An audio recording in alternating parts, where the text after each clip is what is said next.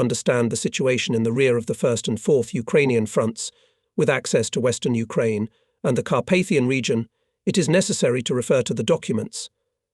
Here is what is said in the report of the Command of the Troops to protect the rear of the 1st Ukrainian Front. Service operational and combat activity of the troops took place in a new, but more complicated situation.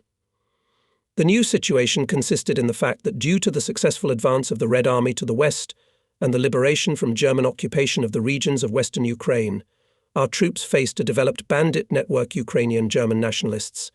Thus, our troops, along with the fulfillment of the main task of protecting the rear of the front, had to conduct significant combat operations to eliminate large and small gangs operating both near and at a remote distance from the front. The document noted that in the liquidation of gangs, border guards met with many difficulties. The bandits used nefarious terrorist techniques and sophisticated methods of struggle developed by nationalist centers long before the arrival of the Red Army.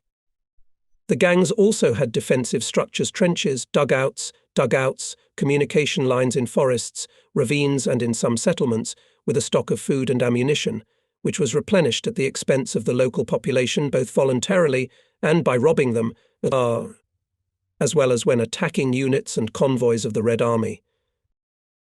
During the years of Nazi occupation, the population of the western regions of Ukraine was subjected to intensive treatment both by Hitlerites and nationalists. Some people succumbed to hostile propaganda and were drawn into gangs.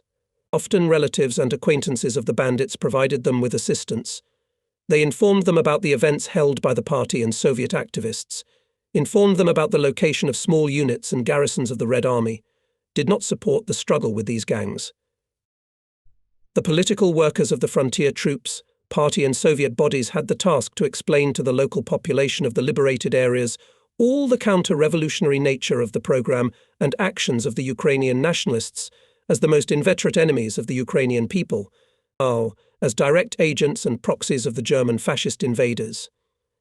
It was necessary to help the population to understand the internal and external policy of the Communist Party and the Soviet government during the war, to tell people about the heroism and self-sacrifice of the Red Army soldiers at the front and of the Soviet people at the rear, to mobilize the inhabitants of these areas to actively assist our troops in carrying out service and operational activities and combat operations. We began this work as early as in Snyatin and Snyatin district, but conversations alone could not be limited. Bandits intensified their activities, especially in Vashkiv, Putilov, Kitsman, Kavam and some other districts. In Vizhnitsa district, they completely destroyed telephone communication, cut down poles, destroyed a strategically important bridge over the river Cheremosh. In Vizhnitsa itself, they burned 3 stores with goods and warehouses with timber stocks at the sawmill and plywood factory. In the village of Bieragomit, they destroyed the state farm and massacred the family of the chairman of the village council, who was in the Red Army. In another place, they killed the chairman of the collective farm, 3 fighters of the extermination battalion, a watchman of the village council, and a woman. The bandits attacked individual fighters and small groups of Red Army soldiers, cars and wagons with ammunition and food that had fallen behind the columns. Once they even seized a jammed 45mm gun of one of the artillery units of the 9th Red Banner Platoon Division and engaged in open combat with another unit of this division. For me, it was not the first acquaintance with the organization of Ukrainian nationalists, as well as for those who served in these places before the war. And this criminal organization itself had a long pedigree. It was created back in 1929, with its center in Berlin. One of the organizers of the AUN and its first leader was E. Konovalets, a colonel of the Petliar Army, an Austrian subject who served in the Austro-German army. He distinguished himself with special cruelty in suppressing the revolutionary uprising of workers in Kiev in 1918. Then Konovalets did not please the fascists, who began active preparations for an attack on the Soviet Union, and was killed by them. In 1938, another former colonel of the Petliar Army and an agent of German intelligence, A. Melnik, nicknamed Consul 1, became the head of the AUN. In 1940, there was a split in the organization. As a result, the AUN split into the Melnikovites, led by Melnik, and the Banderates, led by Bandera. Both of these groups faithfully carried out the tasks of Hitler's intelligence to organize terrorist, sabotage and espionage against the USSR.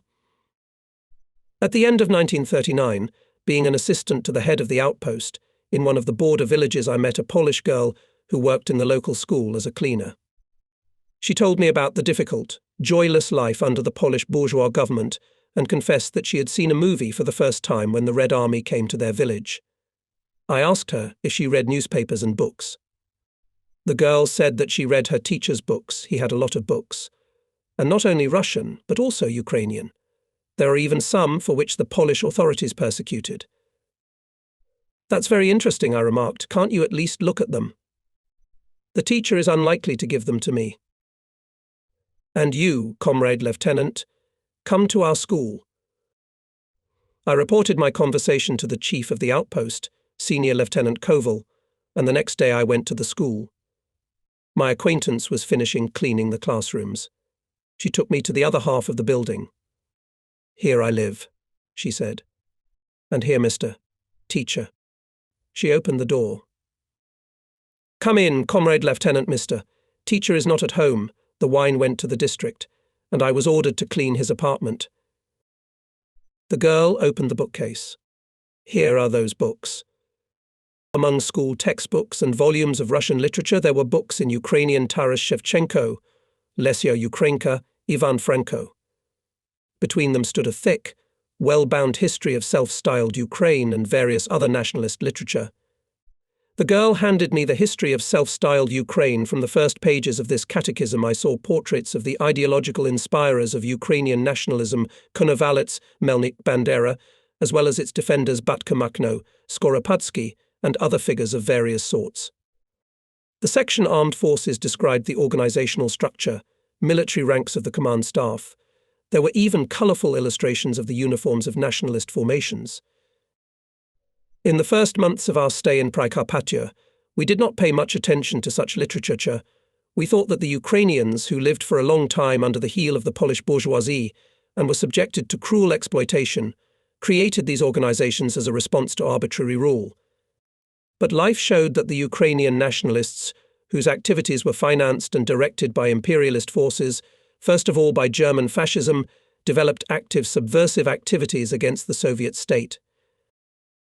As it turned out, the school teacher turned out to be a sub-district guide of the Aun, ideologically treating the population.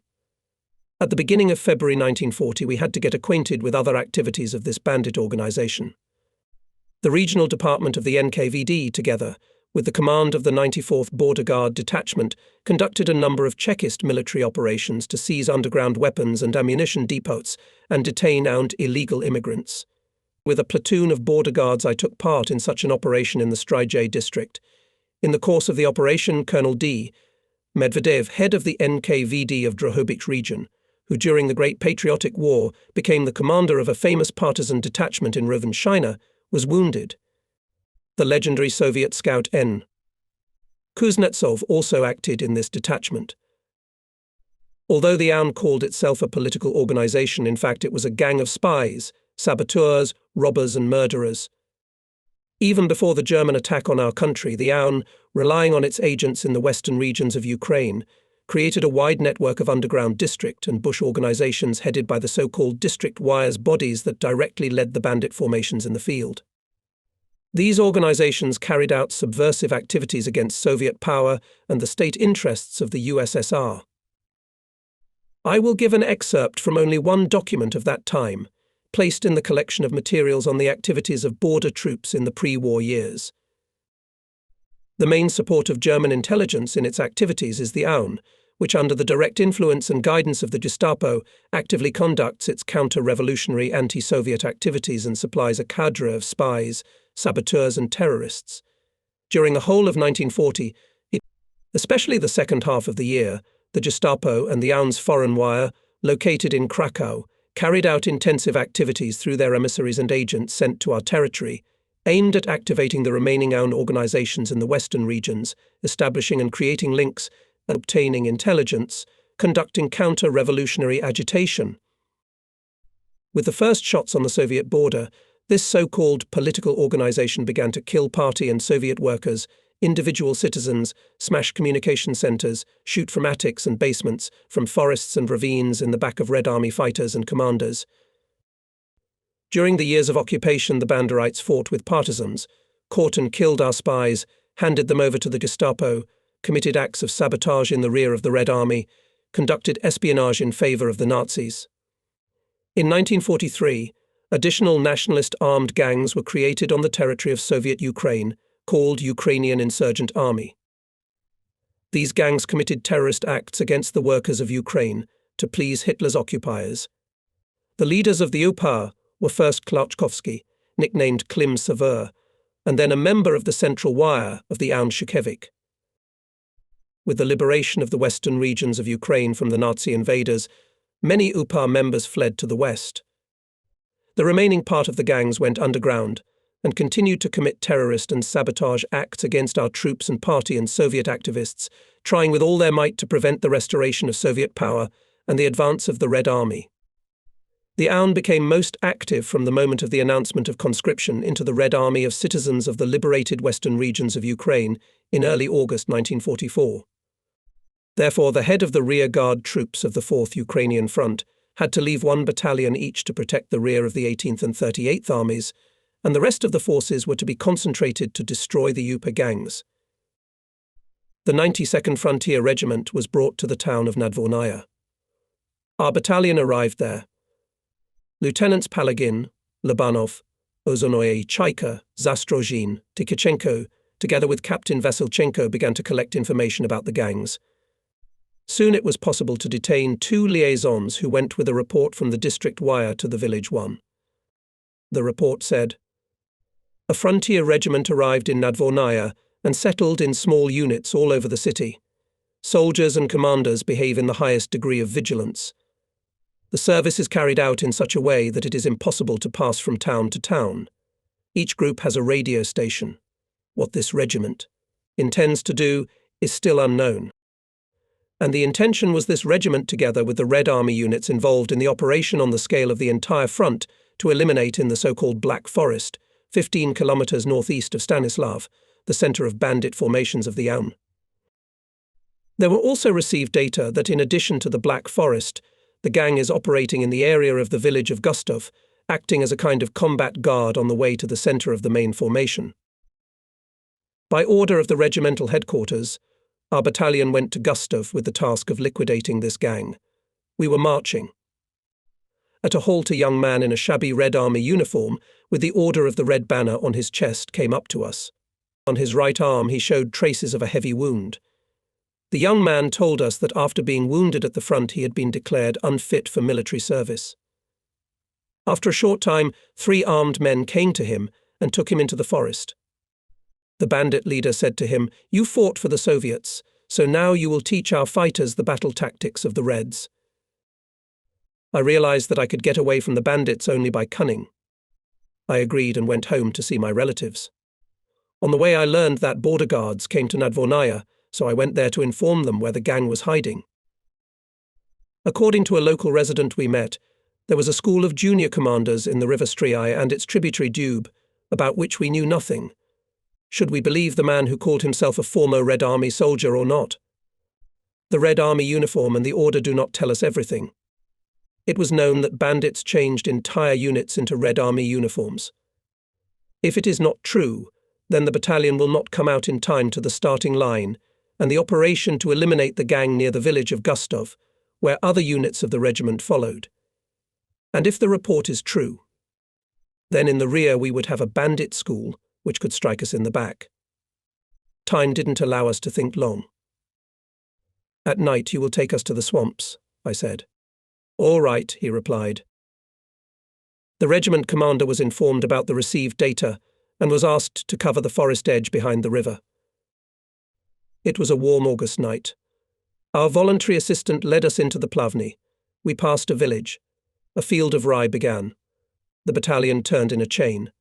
Suddenly shots were heard on the left flank. Lieutenant Ivanov reported. I met the bandits' guard, fighting. Having covered the village with the platoon of machine guns of Lieutenant Mamukov, the rest of the units decided to cover the riverbeds on the right and left. The ring around the bandits was shrinking.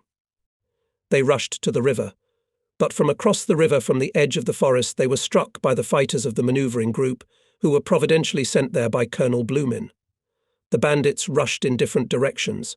Suddenly they came upon Lieutenant Mamukov's machine gunners. The situation here was serious. The bandits almost broke into the village. Mamukov was rescued by Lieutenant Ivanishchev's machine gunners and Senior Lieutenant Okramchuk, who struck from the flanks and from the rear. The resistance of the nationalists was broken. Only somewhere in the centre of the Plavnia there were still single shots. Soon everything quieted down there too. We decided to make a control sweep. Lieutenant Burinov, Communications Officer Kirillov, and I on horseback moved behind the chain of fighters. We were approaching the riverbank, and then they reported that they found a general's uniform and a radio station. We hurried there. The fighters were holding a black SS uniform, on the sleeve of which we could see the inscription Governor General. A radio station was lying nearby. At that moment Lieutenant Burinov shouted, "Comrade Captain, look out." A big brute came up out of the bushes right at me. His hair was dishevelled, his eyes burning with hatred. He's aiming at me. I give the horse spurs and knock the bandit down. One of the men fires. The bandit falls on his back. Senior Lieutenant Glaviznin came up, looked at the general's uniform. "Where's the owner?" "The owner hasn't been found yet, but the general's cap was found. Instead of the SS cockade, a skull with crossed bones, there was a trident, the symbol of Ukrainian nationalists. On the bank of the river we found 9 corpses. 7 were lying in a row, and 2 at a distance. 7 had been shot in the back of the head, 2 in the temple. It looked like the command staff of the school had been shot, and some leaders had committed suicide. Died like scorpions die in a jar from the sting of other scorpions, someone said. One of those lying nearby was without a uniform, in a white silk shirt, and without a headdress. Several detainees were brought in.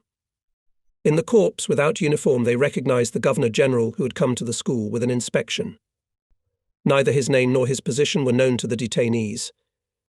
They reported the results of the battle to the regimental headquarters and were instructed to send the body of the man to whom the uniform belonged, as well as the uniform itself, and the general's cap under guard to the front headquarters to General Fediv. The convoy group was led by Senior Lieutenant Glaviznin. The border guards returned the next morning.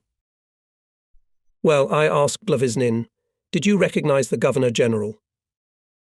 "I don't know," answered my assistant.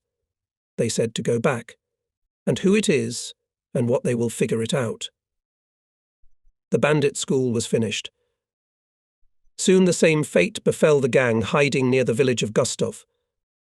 In the report of the regiment's headquarters addressed to Major General Fadiev, the chief of the rearguard troops of the 4th Ukrainian Front, it was said, "The forces of the 2nd and 3rd SBS and the man group during the operation near the village of Gustov destroyed the bandit school and liquidated the gang Lesovoy. 77 bandits were killed, 2 machine guns, 1 mortar, 18 rifles, 7 automatic rifles, and 5,800 rounds of ammunition were picked up. Remained the main bandit group, concentrated in the Black Forest. According to our intelligence, the bandits had all kinds of small arms, as well as mortars. In the gang was a significant number of soldiers and officers from the defeated German units. The total number of the formation reached several thousand people. In the liquidation of the gang, in addition to our regiment participated 90th Frontier Regiment, 112th Separate Manoeuvring Group of troops, as well as attached to help us 318th Infantry Division and front courses of political staff. The regiment went to the area of the village of Patsikov, in the direction of Stanislav. The head of the rearguard troops, Major General Fediv, reported to the Military Council of the 4th Ukrainian Front. Pursuant to the order of 17.8.44, to clarify the location and liquidation of counter-revolutionary groups of the UN operating in the area of the Black Forest, I gave the order to the 92nd Red Banner Frontier Regiment to concentrate in the village of Patsikov by 12.0018.8.44 and at 16.0018.8.44 to proceed to the liquidation of the bandit group. I will report the result of the operation. At the village of Maiden, our battalion took the initial line. The combing of the forest began. Senior Lieutenant Pavel Glaviznin, who was next to me, noticed. What a forest. It was really black. The day is sunny, there is not a cloud in the sky, but here it is dark, as if in twilight. And the fir trees are like ours in Siberia, and silence, as if in the taiga. Look, Pavel, as if this taiga silence wouldn't be bad for us, Captain Ilya Vasilchenko said. A muffled groan was heard ahead and to the right. Something noisily skipped past through the shrubbery. Head of the outpost Okremchuk reported. In a dense spruce forest a goat had struck Private Siplenkov in the stomach. And it was quiet again, as if everything had died out. For about 2 hours the battalion was combing the forest, but except for a few frightened goats, we found nothing. The forest was silent. Here is the first equalizing boundary a clearing. One by one the battalion outposts came out to it. And then Lieutenant Gubar and Sergeant Shkuro brought 2 detainees. They were dressed in galifes, dirty green gymnasies made of ragged cloth, pilots, with homemade knapsacks thrown over their shoulders. Comrade Captain, we were detained with a hand machine gun. How did you manage to do it? They probably warmed up in the sun, dozed off, and we covered them. Who are they? I asked the detainees. Why in the woods? Where did the machine gun come from? They don't say a word, as if they had water in their mouths. There's no time to question them. Our movement is accurately calculated by place and time. I reported the detainees to regimental headquarters, and that they didn't answer questions. But it was already clear that these men were from the watchguard. We should wait for a quick meeting with the main forces. And so it happened. Ahead of them there was shooting. Then machine guns rattled to the left on the section of the neighbouring battalion. The forest was filled with the crackle of bursts and rifle shots. General Fediev reported to the Military Council of the 4th Ukrainian Front the reconnaissance of 18.8.44 in the area of Novaya Guta, Ribno, Maidan, Palok, Zavuj, Yavorov revealed a band group of 250 men. On the night of August 18th to 19th, 100 political cadets of the front courses set up roadblocks on the likely ways of bandits' exit from the forest to the villages. The forces of the 92nd Red Banner Frontier Regiment made a sweep, as a result of which 187 bandits were detained, 3 were killed, and 1 was wounded. Among the detained, 2 couriers from the district wire to the village one. 4 copies of typewritten orders and intelligence information were seized. Continuing the operation of combing the Black Forest, the 92nd Red Banner Frontier Regiment and front courses of political staff had 2 combat clashes with bandit groups. As a result of the battle, 27 bandits were killed, 77 bandits were captured, machine guns 2, rifles 2, pistols 2, grenades 7, ammunition 540. Our losses: 92nd KPPP killed 1, courses of political staff killed 2. The operation continued. While combing the Black Forest, we came across the camp of the Unovci. There was a firefight. Machine guns and automatic rifles were beating deafeningly in front. The forest echo multiplied the cues, so that it seemed that every tree was firing. At first it was difficult to determine where the nationalists' firing positions were. Then, looking closer, we saw that they had hidden with German machine guns behind thick trunks of beech trees. Because of such hiding places, it is not easy to knock them out. We had to pull up a platoon of anti-tank guns. One by one the machine guns fell silent. Having overcome the forest rubble, the border guards rushed into the bandit camp. Seeing the fighters, this motley-clad crowd of people, shooting indiscriminately, rushed to escape. Among the bandits flashed figures dressed in the uniform of German soldiers and officers, among them someone in black SA uniform. In the forest it is difficult to catch up with the bandits. The gang managed to move away. We came to the edge of the forest. The bright rays of the sun hit our eyes. Here began the small woods, cut by ravines, streams, ravines. Senior Lieutenants Okremchuk and Dudarenko with their men examined the bushes and ravines. They found a large number of German mines. The approaches to the camp turned out to be mined. We had to move with precautions. First went Sergeant Shkuro with four-legged helpers. No, they were not sheepdogs, so familiar on the border. The mines were found by small mongrel dogs, trained in this business. Suddenly the sergeant shouted, "Stop, I'll shoot." A shot rang out. Dudarenko reported that they had detained a bandit and killed another. What were they doing here? Suddenly one of the dogs, small, yellow, squealing, jumped to the steep bank of the stream and began to scratch the turf with his paws. Shkuro hurried to the dog's aid and turned away a layer of cut earth. A wooden door appeared. Having thrown the cat on it, the sergeant tore the door on himself. The mongrel rushed into the opened passage. In the cache turned out to be a gangster's warehouse.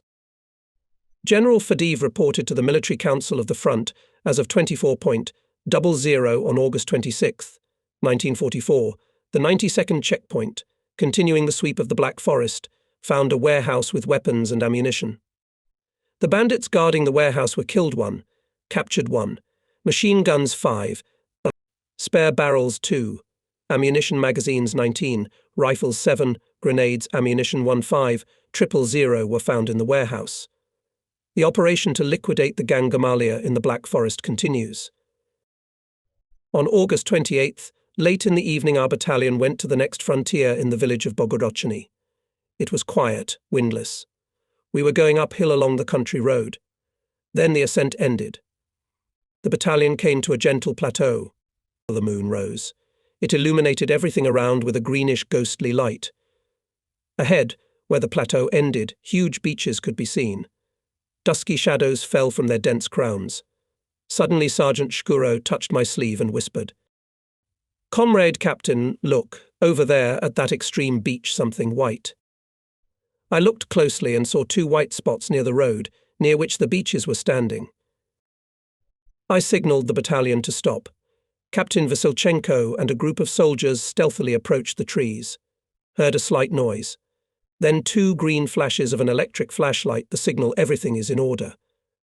On the ground lay 2 bound men in rawhide posts. Sergeant Shkuro held 2 German rifles. It turned out that the fighters seized the unknown men asleep. From what village? I asked the detainees. From Bugaychik, they answered. What were you doing here? Don't you have a house? Are you sleeping in the forest under beeches? No, comrades, our cow is gone. We searched all day, got lost, went to rest and fell asleep. What are the rifles for? Where did you get them? We found them in the forest. We were afraid of the beast, so it wouldn't attack us at night. Do you know how to shoot? No, comrade. Then why do you need rifles if you can't shoot? We'd break the clubs. They fooled us for some time. Then the older one confessed that they were sentries from a bandit guard. Having clarified the location of the guardhouse, we decided to disarm it. A group of border guards led by Sergeant Shkuro crawled to the trench where the bandits were resting. Everything went off without a hitch. The guard of 8 men was disarmed. The next morning we found ourselves at the height marked 403, and then we were shelled from the village. Bandit machine gunners were shooting from the attics of houses and from the bell tower on the church. But these were their last shots. The outcome of this battle is well stated in the report in addition to No. 10/384 from 29.8.44 August 29th. Units of the 92nd KPP and front courses of political staff continued the battle with the surrounded gang Gamalia. By the end of the day, the gang was completely liquidated. As a result of the battle, 166 bandits were killed, 19 of them Germans, 88 bandits were captured. We seized weapons. Machine guns 2, mortars 1, rifles 18, automatic rifles 7, grenades 77, ammunition 53,000. In addition, during the battle destroyed machine guns 6, rifles 37, automatic rifles 12. Our losses 92 checkpoints, killed 1, wounded 2. The Chief of Rear Guard of the 4th Ukrainian Front, Major General Fadiv. That's how our battalion, other units of the 92nd Regiment, courses of political staff acted in the Black Forest. It was similar in other areas where the 90th Border Regiment, 112th Maneuver Group, and 318th Rifle Division were located.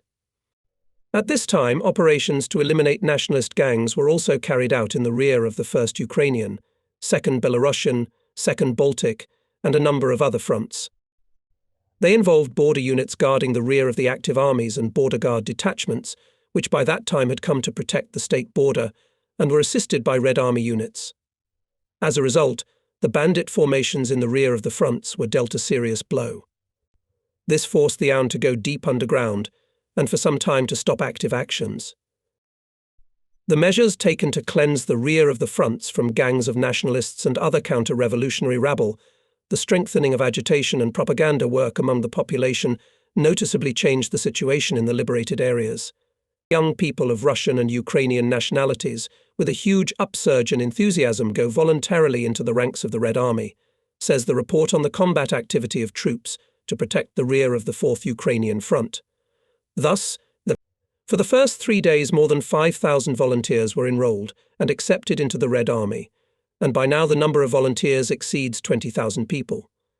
The population of the villages provides great help in tidying up the highways, building bridges, restoring the railroad, the telephone network. For example, the population of the village of Polyana restored 2 bridges in one night, thus ensuring the timely transfer of equipment and ammunition for the successfully advancing Red Army units. Many of those who made up the bandit formations or supported them realized the futility of further fighting. An intercepted report of one of the UNOV leaders, nicknamed Beryan, stated the entire population is in a state of collapse. Most people do not believe in our victory.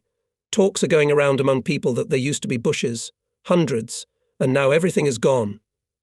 Everyone has been defeated. It will be like that all over Ukraine, no hundreds, no bushes, and where men are left, they agree to go to the Red Army, which harms our work. The attitude of the population has changed a lot compared to a month ago. Now they don't want to accept at all, and for apartments. Of course, it was not yet a complete victory, but it became easier to breathe in the frontline rear. Having completed the operation in the Black Forest, we moved to the front line. Our regiment was getting closer and closer to the frontier, where on June 22nd, 1941, the 94th Frontier Detachment met the beginning of the Great Patriotic War. Somewhere along the way, one September day, the battalion headquarters received an orientation note that reported an anti-fascist uprising in Slovakia. As stated in the received document, the rebels were supported by Slovakian troops, Soviet and Czechoslovak partisans, and soon the 4th Ukrainian Front began an operation to break through into Slovakia, which was named Carpathian Duklinskia.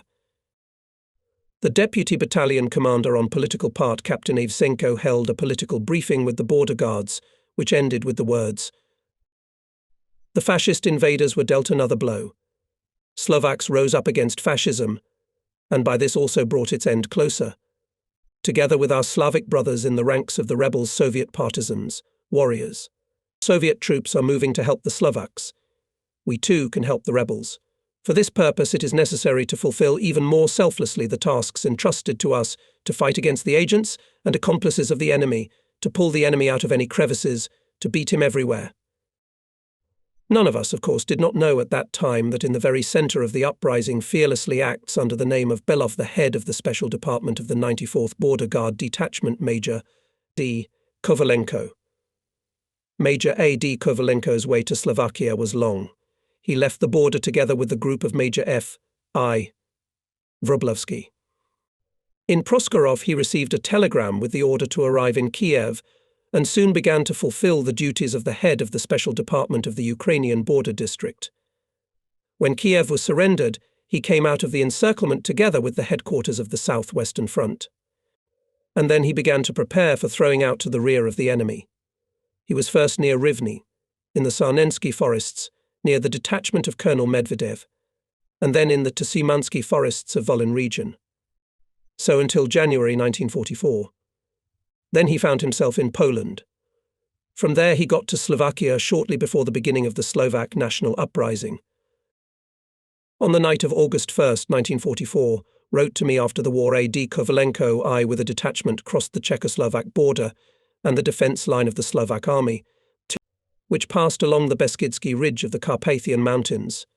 I acted in Slovakia for 8 months. In addition to combat and sabotage operations against Hitler's occupants, he helped the rebellious Slovak troops.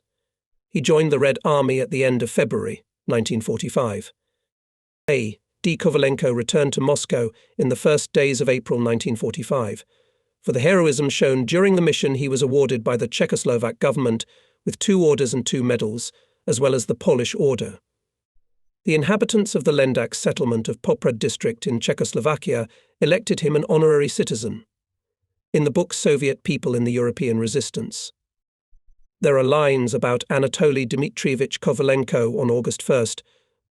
The advanced groups of the detachment under the command of Anatoly Kovalenko and Andrei Zulka entered the territory of Slovakia and established communication with the commander of the Slovak regiment, Colonel Gusar, and the secretary of the local HRC organization, Ivan Gakusha.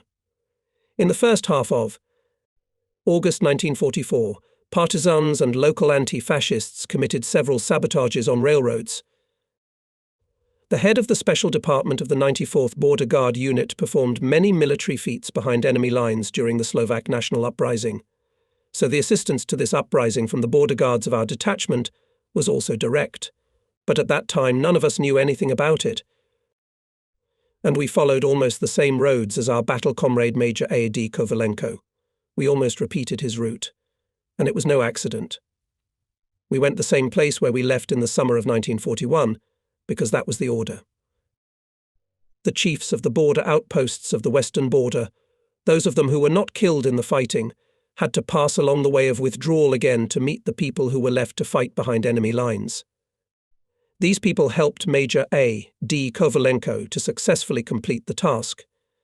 They also helped us to fight with the enemy agents settled in the areas liberated by the Red Army. One day the battalion through mountainous forest paths came to the rock road near the village of Vysotsko-Nishny, located on the site of our pre-war 3rd Commandant's office.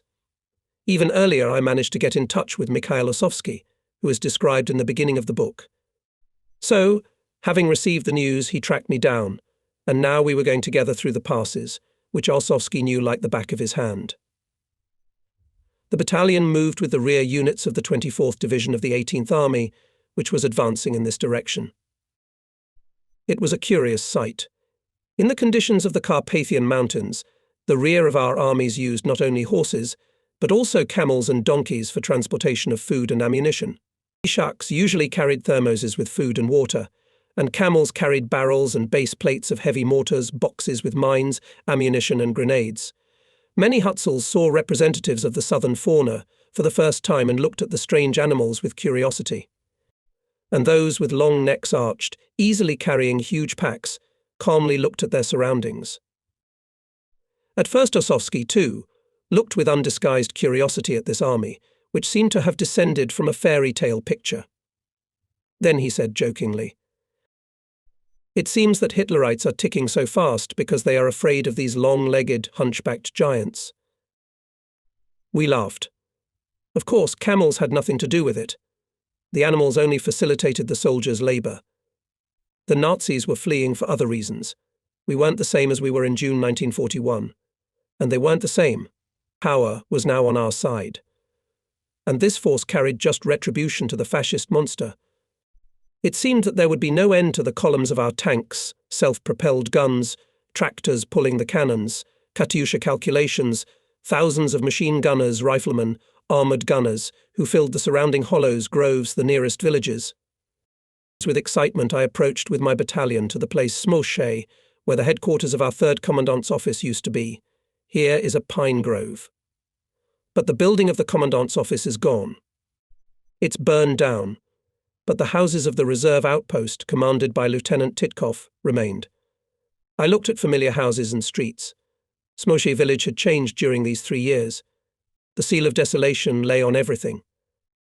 The yards were overgrown with weeds. The cobblestone sidewalk was scratched and broken. Numerous bridges over the Smozhanka River were crushed and crumpled. Before it was a very cheerful village, but now it met us warily. Fear lurked in people's eyes.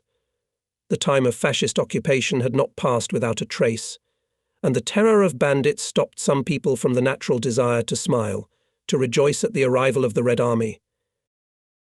And yet our enemies did not manage to break, to destroy all those good sprouts that appeared in the life of a Hutsul peasant with the arrival of Soviet power in the Carpathian region. No sooner had we settled down in Smosha for a rest than the news that the Soviet border guards had returned to the village spread throughout the surrounding villages. People came to Smosha. Many recognized me. After all, I often had to come to the commandant's headquarters on various occasions. There was no end to conversations, inquiries: where is Commandant Shebakov now? What happened to Captain Gladkik? Where is he? And how did they fight? Did they come for good? Then they told how they lived in the occupation, who behaved how, what prevents them from establishing a normal life now. Smozhans helped us to establish the location of one gang. We reported about it to the regiment headquarters. The gang was liquidated. The enemy tried hard to hold back the onslaught of the Soviet units. We had to beat him out of the last border villages. The area of the former 10th outpost also became a battle arena. The 168th Rifle Regiment of the 24th Rifle Division operated here. Our defensive area, which was created on the site of the outpost before the war, came in handy. On September 30th, one of the battalions of the 168th Regiment, which occupied it, repulsed 6 enemy counterattacks from the area of the village of Letorki. The days of stay of Hitlerites on our land in Prekarpatia were numbered. As now I remember the morning when our troops crossed the line of the former state border. Katyusha turned their guides to the west. The barrels of hundreds of guns and mortars, which stood along the rocket road, looked the same way. The sky began to glow. The pink glare lay on the top of Mount Pikui. Hutsuls came out of their houses. They watched with interest the skillful and well-coordinated actions of our artillery and mortar units. Then they climbed on the roofs of the houses to see the artillery preparation better. And then the guns rang out. Rocket shells burst in tongues of flame. After a powerful artillery preparation, the Soviet troops crossed the border. Our battalion entered the section of the 10th outpost. How much we waited for this minute. How many trials each of us, border guards, went through to see again the state border left in the summer of 1941. The feeling with which I entered the section of my outpost is incomparable. I, the former chief of the 10th outpost, was the only one who returned here in September 1944. The war scattered the soldiers of the outpost. I and many of them were no longer alive. 63 people left the border with me. I came back alone. Of course, many fought on other parts of the huge Soviet-German front and entered the state border in other places. But only I got to my outpost out of its former soldiers and commanders. When the battalion was in Krivka, the soldiers were immediately surrounded by the inhabitants. Despite the early hour, the whole village came out into the street. Seeing the frontier caps, villagers asked if any of their old friends, who before the war served at the 10th outpost, and suddenly they saw me. Alive, comrade chief.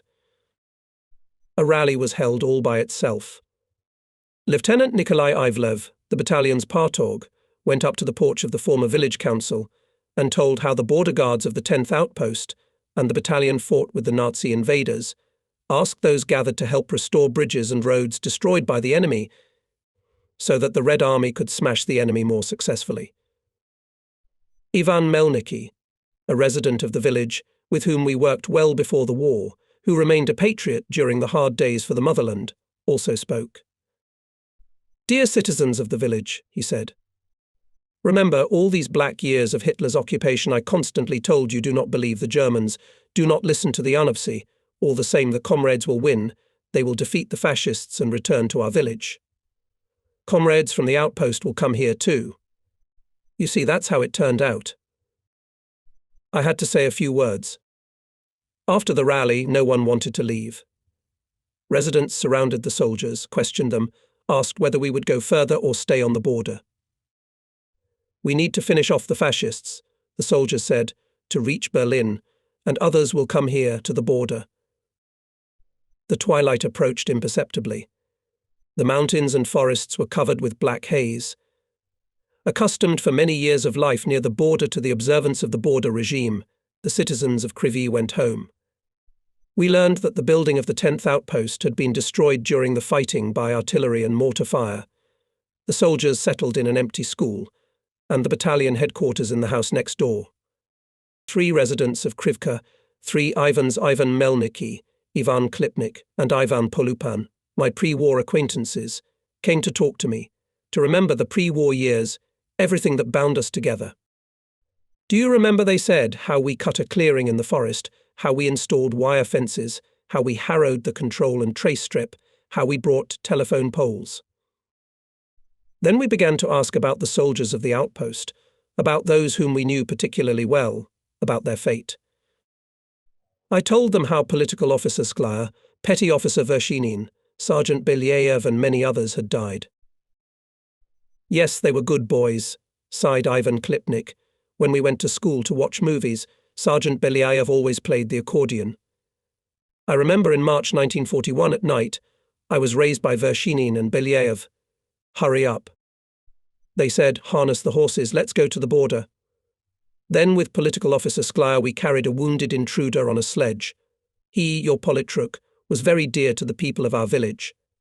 How well he then told us about life in the Soviet Union, about what was done in other countries. Klipnik also remembered 2 brothers who served at the outpost and often spoke to the villagers. Brothers Hretenin, I prompted. Yes, Hretenina, confirmed Klipnik. Gradually our conversation turned to how the Krivkas lived under the Germans, who fought with them, and who served them. It turned out that all residents of Krivka endured Hitler's occupation. None of them succumbed to hostile agitation, did not join the ranks of fascist lackeys or bandits. Tuzmievsky and Bermilo even paid with their lives for the fact that they refused to cooperate with the Banderites, did not go to the gang. Many Krivians helped the partisans, especially when Kovpak raided the Carpathians, assisted Soviet parachutists and scouts.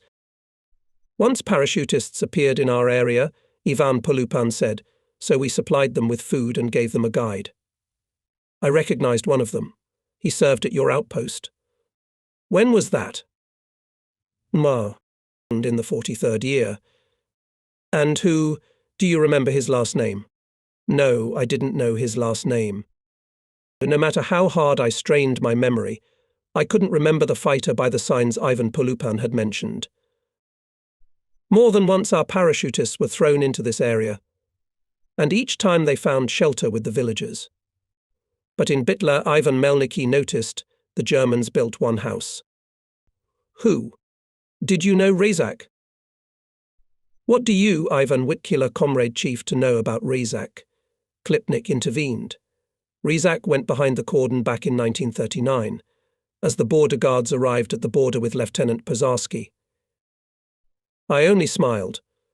About this master spy, more than once tried to break through the border, was well known to me. It was he who led the Onovci abroad in April 1941 to form the 1st Battalion of the SS Division Galicia, came in contact with the bandit leaders. But I did not dissuade my interlocutors, but asked, and how does Razak live in the house that the Germans built for him?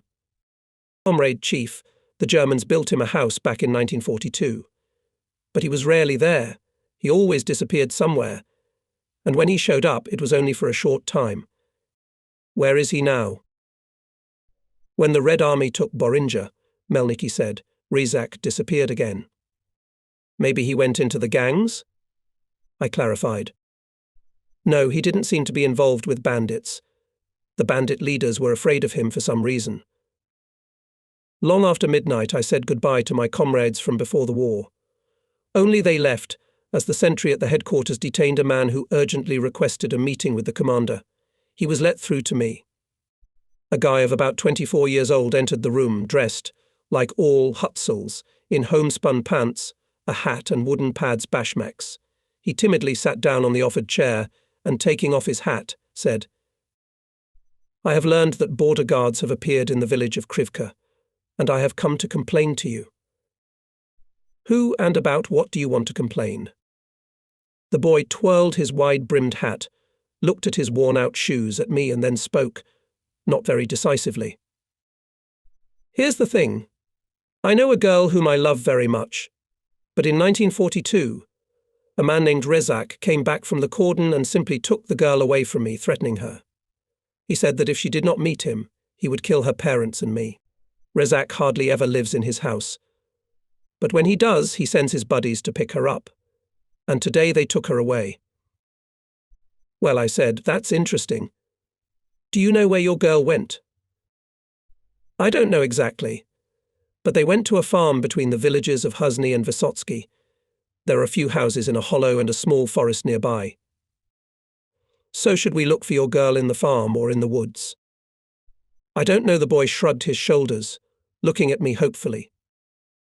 I called the duty officer and asked him to show the unexpected guest where he could wait, and invited the deputy captain Vasilchenko and told him everything. It is necessary to check the guy's information. With lieutenants, Zastrozhin and Chaika and 5 machine gunners go with him to the girl's mother and find out whether the daughter is at home or not. Maybe the mother knows about Razak. Then ask the boy to lead you to the farm. In the meantime, we'll comb the forest and block the farm. With his group, Captain Vasilchenko went to the girl's house, and I stealthily led 2 outposts to the intended area. The night was cold, foggy, as usually happens in the Carpathians in October. In the lowlands, in 3 steps, nothing could be seen. But on familiar paths we came to the farm exactly. The chief of one of the outposts, Senior Lieutenant Okremchuk, put up a barrier at the edge of the grove. Lieutenant Larchenko's outpost cordoned off the farm. They waited for the dawn to break. As soon as the sky turned pink in the east and a white shroud of fog became visible in the lowlands, we combed the grove. We found no one and nothing in it. Then the fog cleared, and in a deep mountain gully we saw several huts. This was the farm about which the night visitor had spoken. Leaving the barriers in place, I ordered to examine the first 2 houses. Suddenly a girl appeared in the street, but no one noticed where she came from. She looked like the one the young man described to us. The stranger was detained. I asked her, "Where are you going so early?" "I was at a friend's house," the girl replied. "I stayed with her for a long time and spent the night. My mum is home alone, worried about me, so I'm running early." "And in which house did you spend the night?" She showed me. The owner of the house and his daughter confirmed that the girl had indeed spent the night there. At that time, Captain Vasilchenko appeared with his group, and the young man who told us about Razak confirmed that it was her, his kohana. The border guards went house by house around the farm, but found nothing. They had already checked the 6th house. The last one was inspected by Sergeant Kuznetsov and Private Murashkin. The owner assured that there was no one in his house, and he had not seen any strangers in the farm either. Doubts arose as to the truthfulness of the information received from the unlucky lover, and we were about to take out ambushes around the farm, as from the attic of the last house came the voice of one of the border guards. "Come out or we'll shoot." Through specially made loopholes in the roof of the house, the bandits opened heavy fire. Rifle shots rang out. Murashkin was wounded. Kuznetsov carefully lowered him down from the attic, and the border guards pressed against the wall. Sergeant San-Instructor Statsenko appeared. The bandits wounded him too. A stray bullet hit my horse in the chest. I had to lie down. The firefight continued. Bandits responded to the offer to surrender with fire. It became clear we can't take them alive. Then the thatched roof of the house caught fire. The bandits descended into the rooms. Then they threw a smoke bomb and some grenades outside the door. Under the cover of the smoke screen, 3 of them jumped out into the street, while the others kept shooting back. These 3 ran straight at Sergeant Alexandrov and me. We were prevented from shooting at the bandits by a ledge of the bank cliff. Nevertheless, Alexandrov gave a machine gun burst. Bandits threw a grenade in response. Small shrapnel cut the sergeant's skin in several places on his forehead, and the earth covered his eyes. I grabbed his machine gun. At the same time, I heard Lieutenant Gubar's command. Fire on the bandits. 2 were mowed down at once, and the 3rd jumped over me and Alexandrov to the opposite bank of the stream and fell. I turn around. The bandit is shooting at me. I feel the bullet passing between my overcoat and tunic. I pull the trigger. The line goes off. The man who shot me lies motionless. I get up. I go to him. A tall brute in a half-military uniform clutched a German rifle in his hand. Captain Vasilchenko came up, looked at the dead man. "This is Razak," I answered. "Yes, judging by the description, it is indeed Razak, but to be sure let others identify him." A young man and a girl recognized Razak. The villagers who knew the bandit also confirmed it. We drew up a report. Then I ordered to dig a grave. The Krivchans buried these and those bandits whom we destroyed in the house, saying death to the dog is the dog's death. The story about the ignominious end of the one who, before the war, was operating on the Soviet border, performing the task of Hitler's intelligence, and now continued to serve her, can be finished with an excerpt from the archive file 15.10. 1944, the 6 and 7 outposts of the 2nd Battalion in the area of the farm near the village Vysotskoye liquidated the reconnaissance and sabotage group of 12 people, led by the pre-war German agent Razak. In the same days, another pre-war spy Bugaychik fell into our hands. With the arrival of border guards in Krivka, Bugaychik tried to hide in the village of Bitlia, where the 293rd Reserve Regiment was stationed. Local Hutzels were assigned to this regiment. So the spy expressed his desire to voluntarily go to serve in the Red Army. It was curious to look at Bugaychik when Lieutenant Palagin with 2 machine gunners brought him to me. "I will tell you everything, Citizen Chief," he began at once. Bugaychik's story, as he told it, was as follows. In the fall of 1939, during a trip to the village of Vysotsko Verkhny, Bugaychik came to his acquaintance Mikhail Lyak. They got to talking. Bugaychik asked, "How will it be now under Soviet rule?" Lyak replied that the Soviets would not last long here. And I was going to go to Poland, to the Germans. Bugaychik confessed his intentions. Lyak became more frank. "Why would you leave home for a foreign land? You can help the Germans here. Your village is near the border. When the Germans come, they won't forget you." Bugaychik agreed. Lyak gave him the nickname Golubchik and the task to stay in the village of Beitel. A contact named Kalinik would come to Bugaychik from Lyak with packages, for which a man would then appear and call the conditional password, "Do you have any clover for sale?" to which Bugaychik would reply, "I have already sold it." He should give the packages to the man who came, and those that the man would bring to Kalinik. During the war, Bugaychik performed tasks for the Nazis. But it is rightly said, no matter how much the rope is twisted, there will be an end. There came an end to Bugaychik's activities in favor of Hitler's intelligence. Once Captain Vasilchenko brought to Krivka a Jewish family, a husband and wife and 2 children. "Here," he said, "what happened?" It turned out that the head of the family before the war was a teacher in the village of Beitel. There was a border outpost of our commandant's office there. At this outpost, Elia Vasilchenko served for some time as a political officer. With the school teacher, they were well acquainted. When the war broke out, the teacher's family could not evacuate. So for almost 3 years they hid in the forests. She was helped by 2 Hutzel families from Bittel and Husny. They supported her, provided her with clothes and food, and sheltered her in their homes for the winter. This is how the Jewish family endured the Nazi occupation. I did not manage to see the families of the patriots who, risking their lives and the lives of their children, saved the lives of Jewish children, their father and mother. I wanted so much to thank them for their patriotism and courage. We sent the teacher's family to the rear, and we said goodbye to the inhabitants of Krivka and went on. The troops of our front were successfully moving westward, liberating towns and villages of Transcarpathia. The battalion crossed the river Krivchanka and found itself in front of the top of the mountain Piki. "It looks like we'll have to sweat a lot to get over this hill," said Senior Lieutenant Kanin. "Is the height frightening?"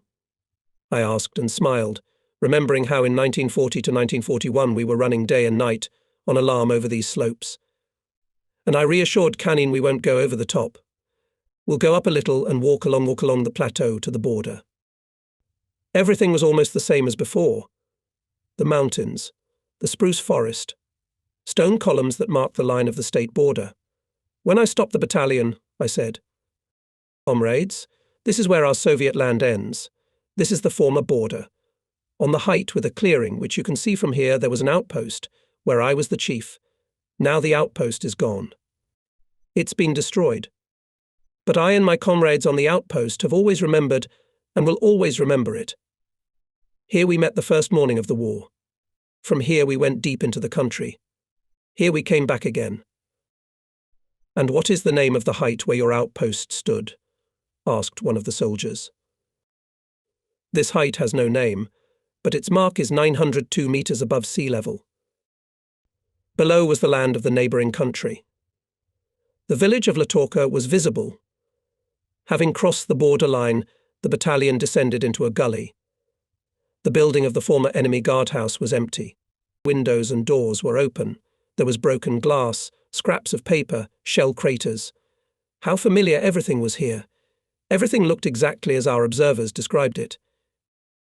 Having crossed the river Letorica, we went further west.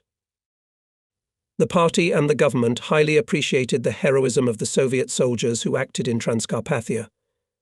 On October 18th, the capital of our motherland, Moscow, saluted the troops of the 4th Ukrainian Front, who overcame the Carpathian range for 275 kilometers.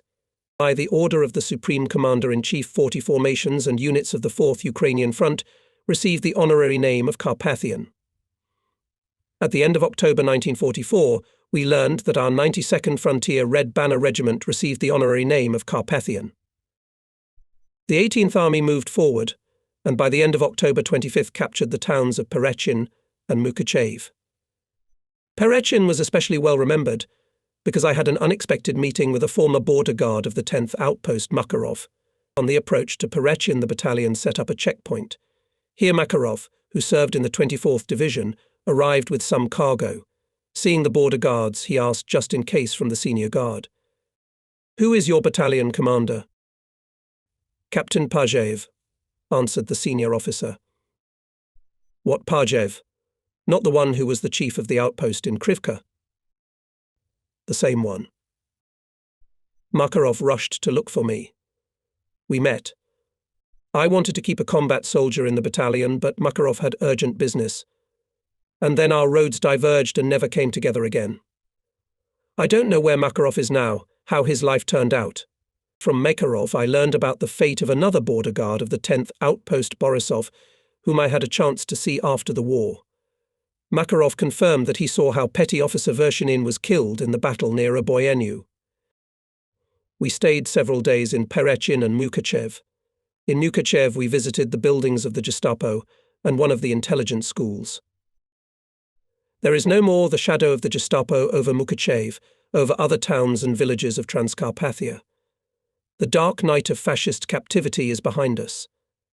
The words of the national hero of Transcarpathia, hero of the Soviet Union Oleksandr Borkanyuk, whose life was cut short in the Hungarian prison Margit Kerut, became true. I go to death bravely, courageously, the way people of our type should. I have lived for 41 years, of which I have devoted 20 to the cause of the poor people. All my life I have been an honest, loyal, tireless fighter without personal gain. And so I die, because I know that our cause is just, and the victory will be ours. A completely different life came to Transcarpathia with the Soviet power. Many years later I visited these places again. How everything had changed here. I went to my Krivka again. It was already night. But the village was met with a sea of electric lights. Every house was illuminated with light. And in the morning I could not believe my eyes, no one-eyed, shabby, shriveled huts, no patchwork plots of land. I met again with my old acquaintance Ivan Polupan. He told me that in Krivka there is now a rich cattle-breeding collective farm. People live happily and prosperously. We climbed with Ivan to the height of 902 meters. Time has done its work.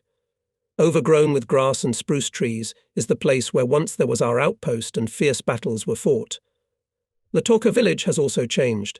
New houses, bright roofs. Only the tops of the mountains Veliki Verk, Piku Yabornik, Blizhne, Magura have not been touched by time. They were the same as in 1941, as in November 1944, when we came to them to provide passes for our advancing troops, before the Soviets lay Europe, which was waiting to be liberated. After the war, writers and poets of all peoples of the European countries liberated by the Red Army wrote many stirring, grateful words about the Soviet soldier, expressed great gratitude to the Soviet soldier for his selfless international feat. And for them it was not important whether the Soviet soldier was a tanker or an infantryman, an artilleryman or a sapper, a signalman or a pilot. Soviet soldiers of different types and branches of troops were for the liberated peoples all united. But for us it still has some significance. No one is forgotten and nothing is forgotten. These are not general, but very specific words. It means that not a single feat, not a single event of the past war has been forgotten. But I have not yet met a book that would tell about the participation of border guards in the liberation mission in the countries of Europe. Only the collection of documents border troops during the Great Patriotic War, 1941 to 1945, published in 1968, somewhat fills this gap. There are documents that tell about the participation of border troops in the liberation of Poland, Hungary, Romania, Bulgaria, Yugoslavia. However, the book does not contain information about the participation of border guards in the liberation of Czechoslovakia. Not all documents, apparently, still found. But the first word is said that the border guards took the city of Ackermann, participated in the storming of Berlin, in the elimination of the encircled fascist group in Budapest, and even captured the commander of the Budapest group of Colonel General P. Wildenbruch.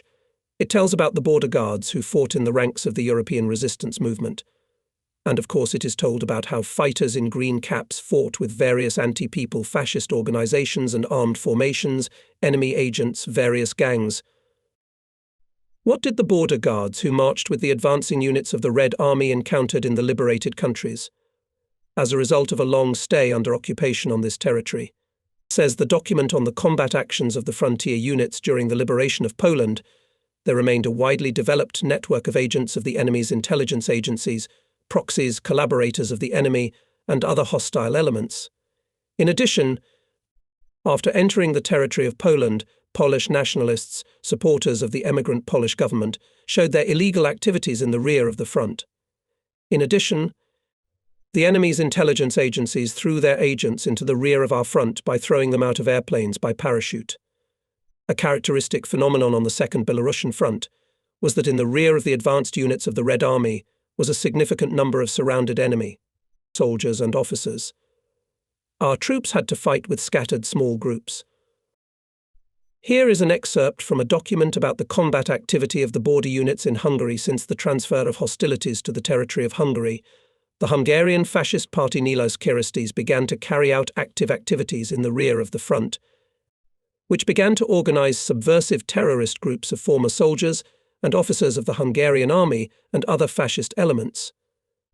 The sabotage terrorist groups left behind the front were supplied by the German command with weapons, ammunition, explosives, and concealed in deep forests. After a short training, these sabotage groups were to deploy their activities on the communications of the Red Army units. Something similar was also on the territory of Czechoslovakia, where in November 1944 troops of the 18th Army of the 4th Ukrainian Front entered. Due to the rapid advance of the army units in the mountains and forests, there were numerous small groups of enemy soldiers and officers, which we had to catch, often engaging them in combat. We also detected sabotage groups of the enemy, neutralized Hitler's agents, Vlasovites and bandits of Kaminsky. Fascist intelligence was throwing its last cadres into action. It disbanded intelligence schools, creating from the students sabotage groups that settled in the territory of Czechoslovakia and other countries liberated by the Red Army from the Nazi yoke. At the beginning of November 1944, a detachment consisting of Petty Officer Kaplin, Privates Penchok, Shilov and Gafarov in the village of Malaya Berezna detained a man dressed in the uniform of a junior lieutenant of the Red Army who had inaccuracies in one of the documents.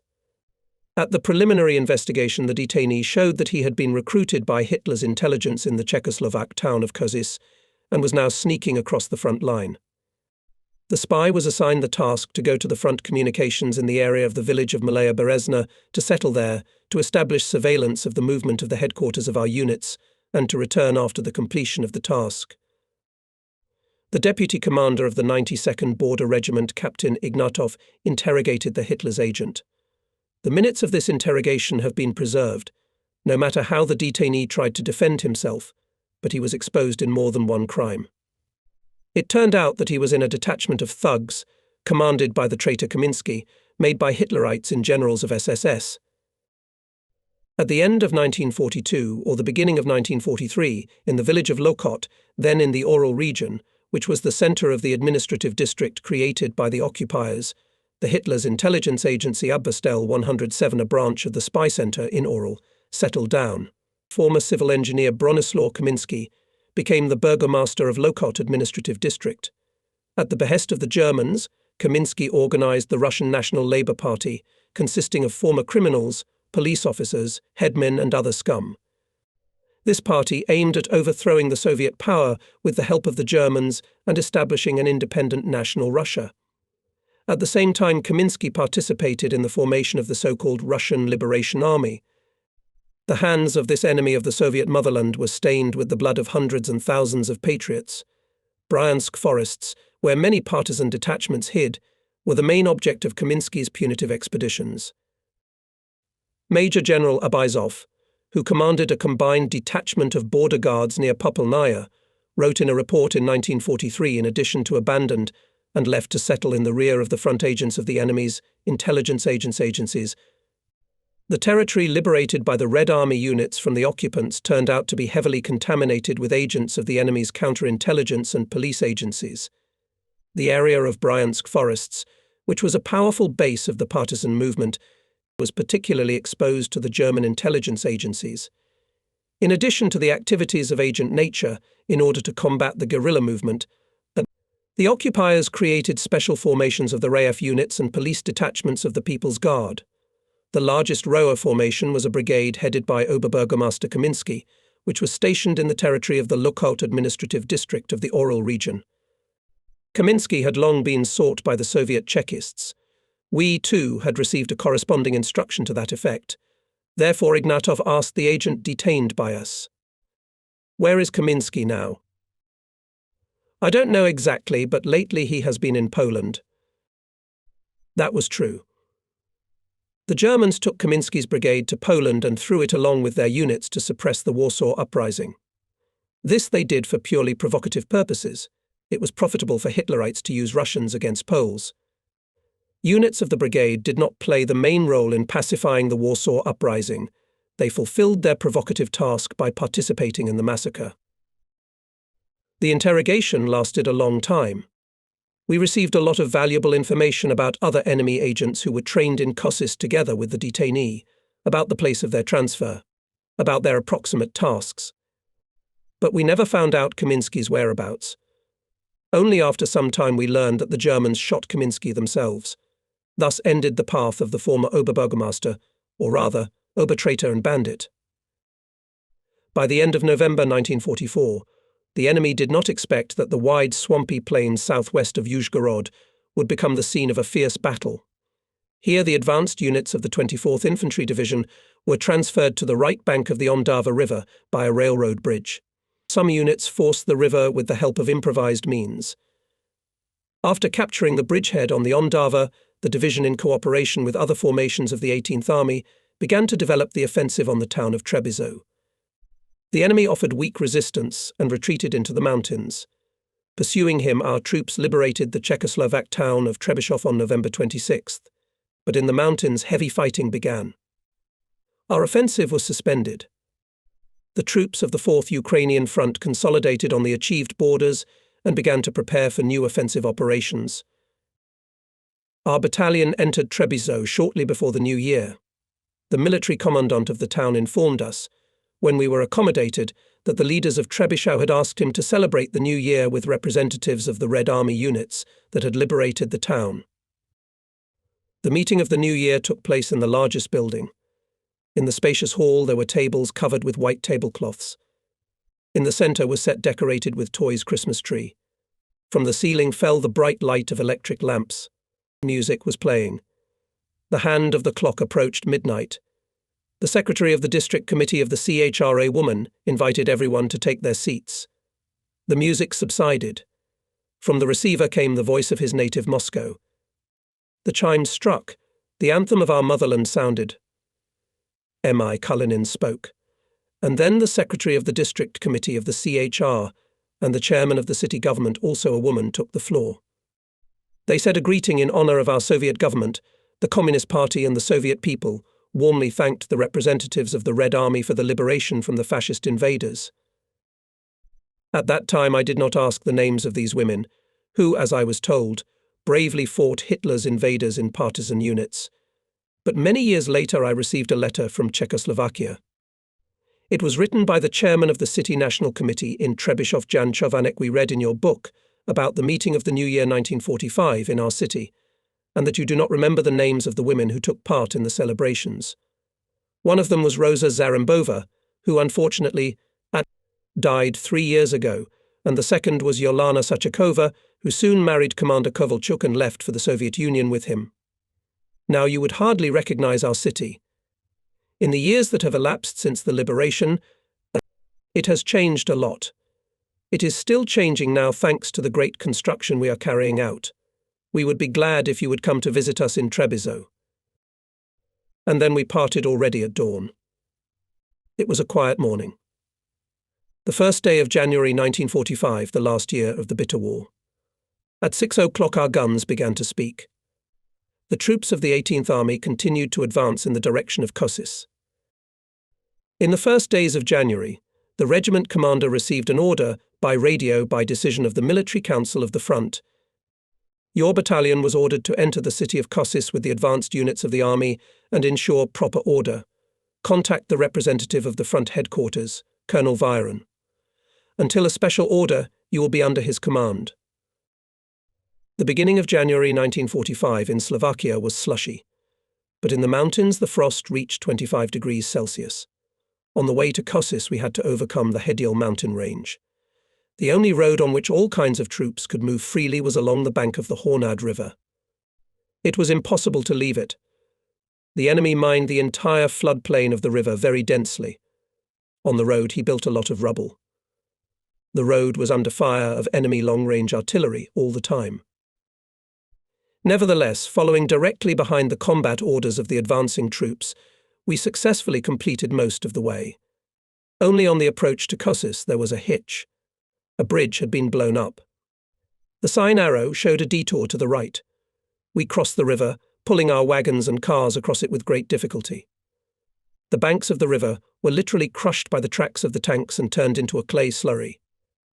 The same was the bypass road, a solid earthy mess laid on virgin land along the river. Only in the evening we got to the stony shallow water, crossed the river again, and found ourselves on the highway. It was going uphill. This was the Hediel Ridge. At first the ascent seemed almost insensible. Then it became harder to walk. The wagons creaked heavily. The engines of the vehicles hummed with a tearing noise. It became cold. The road was covered with ice. The cars began to slip. It seemed that there was not much left to the pass, but it was still not there. Suddenly the head vehicle, on which the radio station was installed, stopped, although its engine was working at full power, and then slowly crawled back. Another one crawled after it. People got off the road. We watched in awe as our drivers showed composure and coolness, being literally on the verge of disaster. By some miracle, drivers Novik and Antonov made it to the platform hollowed out in the mountain. Having come across piles of rubble and sand, the cars stopped. We breathed a sigh of relief. Lieutenant Burinov, commander of the battalion's communications platoon, and Captain Chukhanov jumped out of the cabs. "Well, I thought we were dead," confessed Chukhanov. "I watched Antonov turning the steering wheel and did not believe that everything would be all right. The motor was running, the speed was on, but the car was sliding like a sledding. Something had to be done.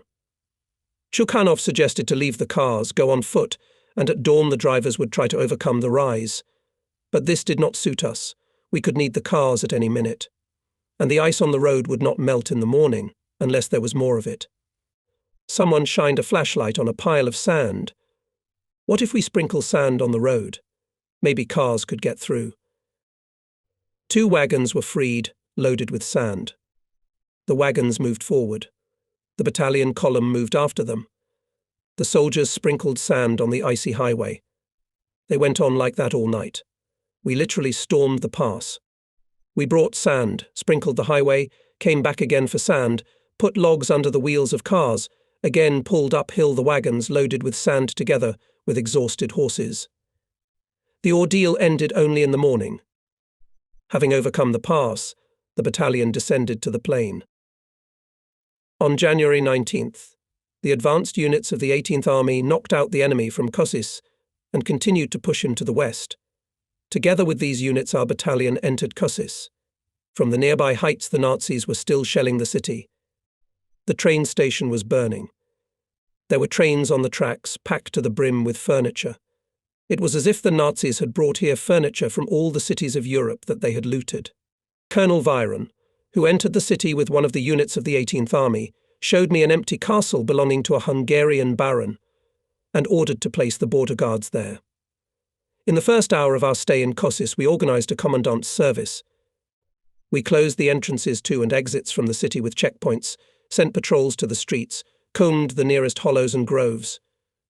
On the day after the liberation of Kosice from the Nazis, all local government institutions worked normally in the town. Store owners opened trade. The streets of the town were being cleaned up. It became known that the Czechoslovak government was to arrive in Kosice. On the day of the government's arrival, we were in the central square. The head of the honor guard, a captain of the Czechoslovak army, gave a report to those who had arrived. Everyone went up to the balcony of one of the houses. The future chairman of the government, Czechoslovak ambassador to Moscow Z. Ferlinger, made a brief speech to the audience. In the evening, the solemn meeting of the government continued in the city theatre. The battalion was ordered to go north to the city of Presov and continue to guard the rear of the 18th Army. When we found ourselves in Presov, I remembered a large group of refugees from Presov, those very students who in 1940, fleeing from Hitler's New Order, left their hometown and, crossing the Soviet border, found themselves at the 10th outpost. From their stories, I remembered the town of Presov. The front command was regrouping its troops, parts of the 18th Army, and behind them and our regiment moved further and further to the northwest. At the end of February or the beginning of March, we crossed the Czechoslovak border in the area of Nowy Targa Zakopane and found ourselves on the territory of Poland. Remembering how we were warmly welcomed in Czechoslovakia, we were surprised when, having entered Zakopane, we did not see a single living soul in the streets of this small town. It was as if an epidemic had swept through the town and everything had died out. After checking one of the empty buildings and making sure that it was not mined, we settled down in it. To maintain order in the city, organized a patrol service. Soldiers and commanders of the Red Army, who entered Zakopane, flawlessly complied with the decree of the Military Council on the norms of behavior of our soldiers on the territory of a foreign country. In the evening, 2 women came to our location. After shyly saying hello, they told us that they used to work for the owner of this building. I did not remember the names of the women. One of them was a native of the Polish city of Gdynia. I asked why there were no people to be seen in the town. The rich have fled, the women replied, but the working people are there, but they are hiding. Hiding from whom? I wondered. After all, there were no battles for your city. Who are your people afraid of? You know, the women confessed, the fascist radio day and night shouted that the Russians were taking away everyone and taking them to Siberia. Our Polish collaborators were not lagging behind the Germans either. When the Red Army units approached, the Germans began to catch people and take them away with them. So the people hid. The next day, the town gradually revived. Impeccable behavior of our fighters convinced of the falsity of fascist propaganda. A whole delegation came to the border guards of the battalion. Several elderly men told us that in their town and in neighbouring Poronin lived Vladimir Lenin. All of them willingly undertook to show us historical places, to lead us to Lenin's house. We were touched by the fact that Poles spoke about Lenin with such love and respect. Of course, we wanted very much to walk through those places where Vladimir Ilyich was once dear to all of us. But the front troops were continuously advancing. Being inseparably connected with them, we turned to the southwest. Once again we overcame the mountain range and entered the Czechoslovak land. Here, for the first time, we encountered a detachment of German Volkssturmist. Around the fall of 1944, the fascist leadership of Germany began to take extraordinary measures to increase the number of the German fascist armed forces and expand military production at any cost. On September 25, 1944, a decree was issued to create the so-called Volkssturm. The decree required all German men capable of bearing arms to join the struggle. The Volkssturm mobilized the entire male population of the country between the ages of 16 and 60. These untrained and poorly armed units were sent to the front. From February 1945, in addition to the Volkssturm, so-called Gneisenau battalions and Valkyrie units were created for the defense of settlements. We encountered one of these Volkssturm formations when we were again in Czechoslovakia, in the areas where the Sudeten Germans lived. Of course, the Volkssturmists did not offer us any serious resistance, although they tried to shoot from attics and cellars of houses. Border guards quickly fished out all of them, disarmed them and gathered them in the town square. They were mostly boys who looked at us with curiosity, waiting for the decision of their fate. But there were some who appeared annoyed at the failure. These looked angrily. Like young wolves I would bite, but my teeth are weak. Having had a proper talk with the young Germans, and having warned them that in case of repetition of such behavior they would be held responsible according to the laws of wartime, we let them go home. The leaders were taken to an empty house and interrogated. Having encountered the Volkssturm for the first time, we wanted to know what kind of formation it was. Were they bandits who had come from somewhere else? The battalion commander, a German in his 30s, a former SS man who had been wounded on the Eastern Front, declared that the Volkssturm was not a bandit, but a people's militia. Despite the fact that his army turned out to be ineffective, he talked about how the people's militia would still play a role in the war. I think he himself did not believe it well, and spoke not so much for us, but for those who were under his command, and now were our prisoners, so that they did not doubt his loyalty to the Reich. We sent the Volkssturm commanders to the prisoner of war camp, and we ourselves were busy with other things. Soon a Czech citizen, about whom it was said that he had either served in the Gestapo or had been taken for something, and then released by the Nazis, was sitting in front of us.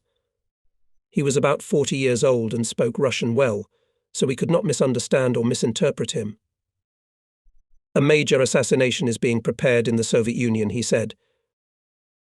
At first we thought he was a little out of his mind, but his speech was coherent, his thoughts logical. He outlined in some detail the plan of preparation of an assassination attempt on one of the representatives of the Supreme Command headquarters. We immediately reported the Czech citizen's message to the regimental headquarters. From there came Captain Ignatov. At first he was distrustful of our report, but after talking to the detainee, recorded his testimony and quickly went back. I do not know whom Captain Ignatov informed afterwards, but after the war one read how Soviet counterintelligence officers prevented a terrorist operation of the Nazi organ Zeppelin to destroy the leaders of the Supreme Command headquarters. All the details of the operation, which we reported on command from the Czech citizen's story, coincided. From the town of Spišská Nová West, the battalion was ordered to go to the area of the village of Smakovci, and until the approach of our troops to ensure the safety of the Czechoslovak resorts there, scattered on the forest slopes of the mountains. At the same time, from the deputy head of counterintelligence of the front, Colonel Viron, we received information that the German command through the mountain ranges of the Tatras is preparing in this direction to throw into our rear a sabotage group of 20 to 30 people. This group, according to the available information, was to use the empty buildings of the resort on one of the highest mountains. Lieutenant Morkovkin's 7th outpost was sent to Smakovci. Together with Morkovkin went also the Chief of Staff of the battalion Captain Vasily Anisimov and the battalion's Partorg Vladimir Belov. The soldiers deftly overcame snow-covered steeps, desperately stormed the 2-kilometer height, although none of them had no mountaineering practice.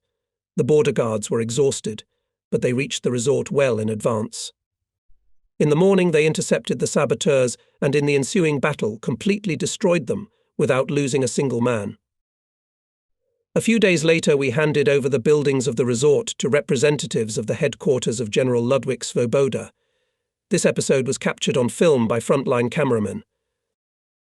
Moving across the Czechoslovak land behind the advancing troops, we liquidated enemy agents, thus weakening the activity of the anti-communist, counter-revolutionary underground that the fascists were trying to create in the country.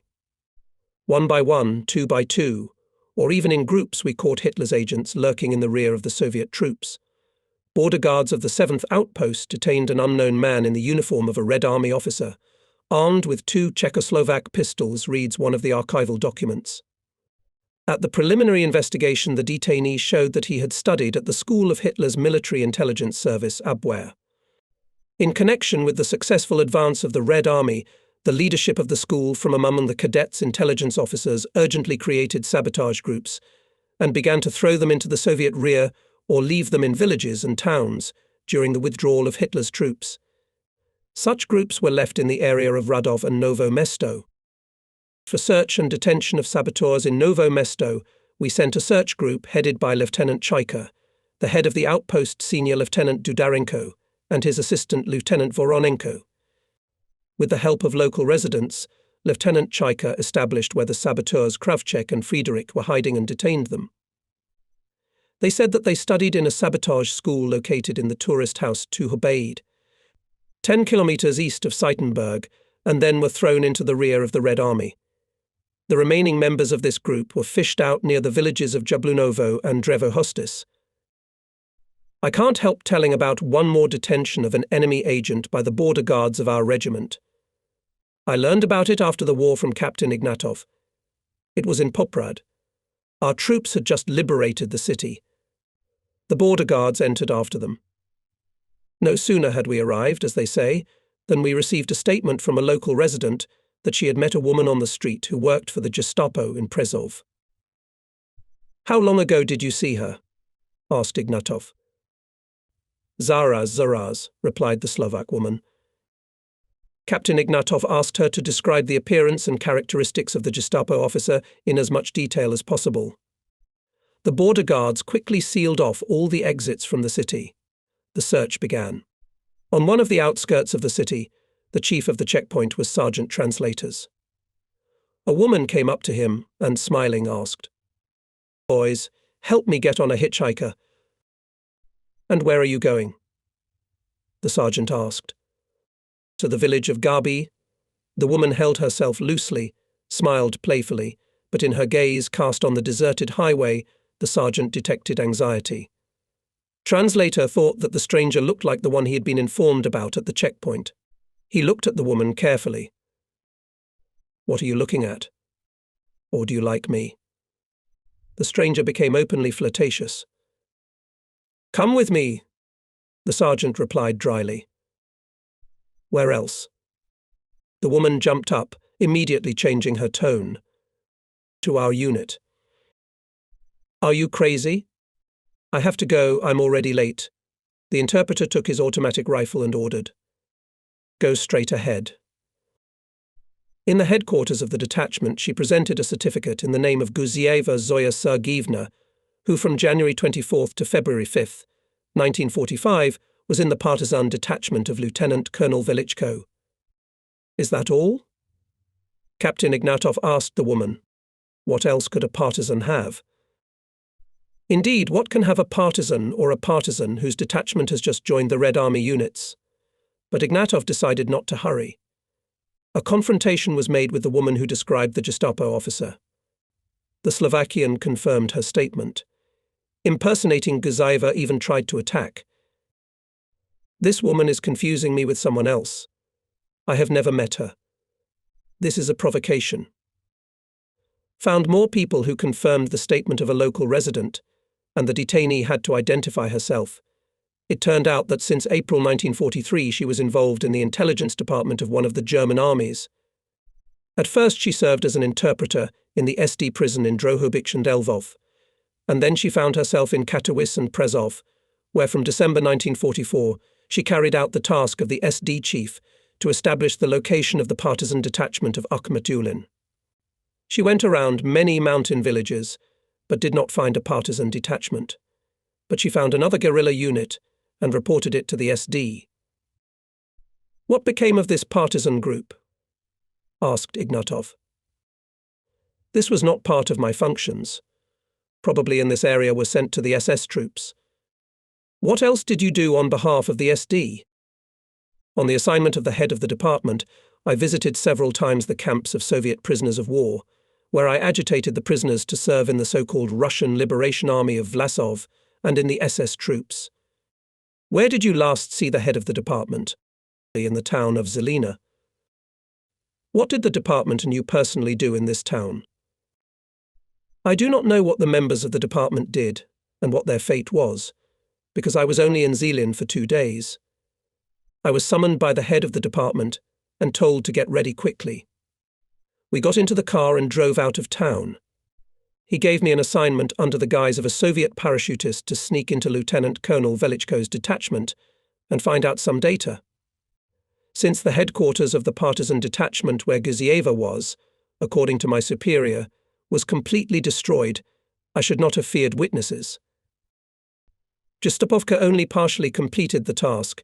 She managed to find the partisan detachment and even get a certificate that she stayed there for 10 days, but all other plans remained unrealized.